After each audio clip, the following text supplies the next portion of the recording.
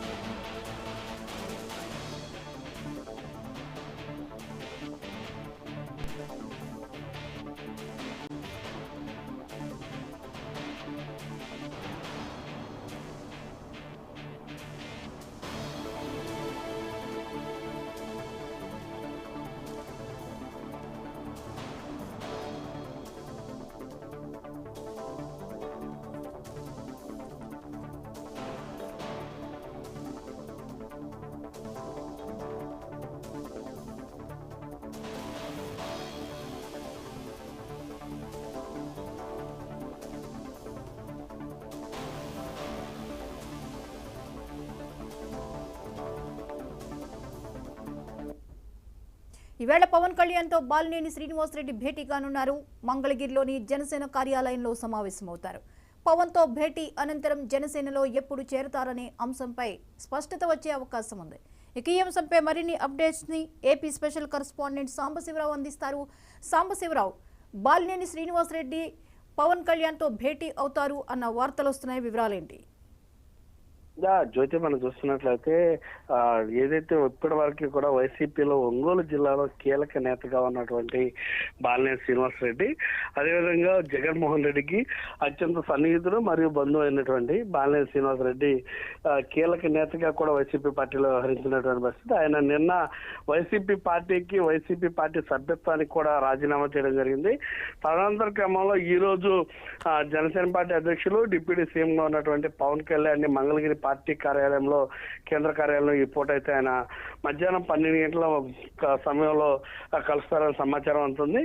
ఆయన ఈ రోజు పార్టీలో చేరే అంశం పైన పవన్ కళ్యాణ్ తోటి ఏ రోజు బాగుంటుంది, ఏంటి పార్టీలో చేరడానికి అనే అంశం పైన పూర్తిగా బాలినేని శ్రీనివాసరెడ్డి పవన్ కళ్యాణ్తో మాట్లాడనున్నారు. అదేవిధంగా ఏదైతే వైసీపీ ప్రభుత్వం గతంలో ఎటువంటి ఎన్ని చెప్పినా సరే వినలేదంటూ కూడా ఆయన గతంలో వైసీపీ ప్రభుత్వం పైన, జగన్మోహన్ రెడ్డి పైన కూడా అసంతృప్తిగా ఉన్నటువంటి పరిస్థితి.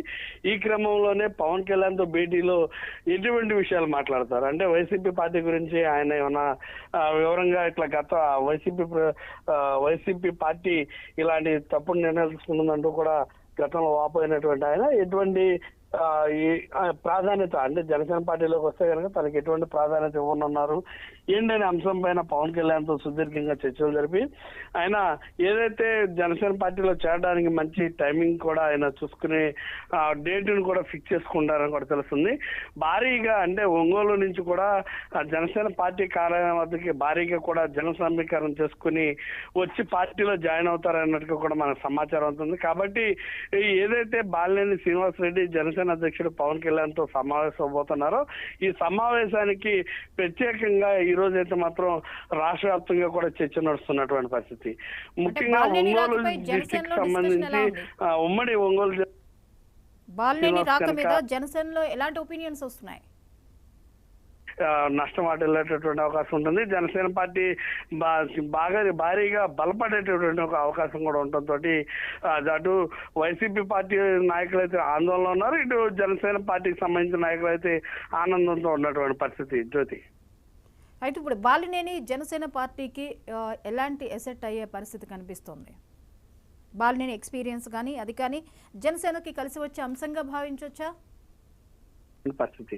ఎందుకంటే డైరెక్ట్ గా బంధుత్వాలు వేరు, పార్టీ రాజకీయాలు వేరు. ప్రజల భవిష్యత్తులో ప్రజలతోటి మమేకం అయ్యేటటువంటి సమయాల్లో బంధుత్వాలకు అతీతంగా ఉండాలంటూ కూడా బాలినేని శ్రీనివాసరెడ్డి వ్యాఖ్యానించినటువంటి పరిస్థితి.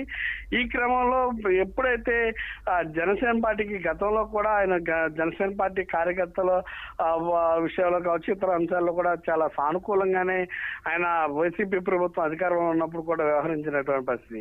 ఈ క్రమంలోనే మనం చూసుకున్నట్లయితే కనుక బాలినేని శ్రీనివాస్ కనుక అంటే ఇప్పుడు ముహూర్తానికి సంబంధించి అంటే మంచి రోజు ఏది ఇప్పుడు ఉంది ఏంటనే అంశం పైన బాలినేని శ్రీనివాసరెడ్డి పవన్ కళ్యాణ్తో పూర్తిగా చర్చించిన తర్వాత అటు కార్యకర్తలతో ఇప్పటికే ఆయన అంతర్గతంగా చర్చలు కూడా జరిపినటువంటి తరుణంలో ఆయన ఇప్పుడు ఏదైతే పార్టీలో చేరడానికి డేట్ ఫిక్స్ చేసుకోబోతున్నారో దీనికి సంబంధించి మాత్రం భారీ అంచనాలు అయితే కూడా ఉన్నటువంటి పరిస్థితి.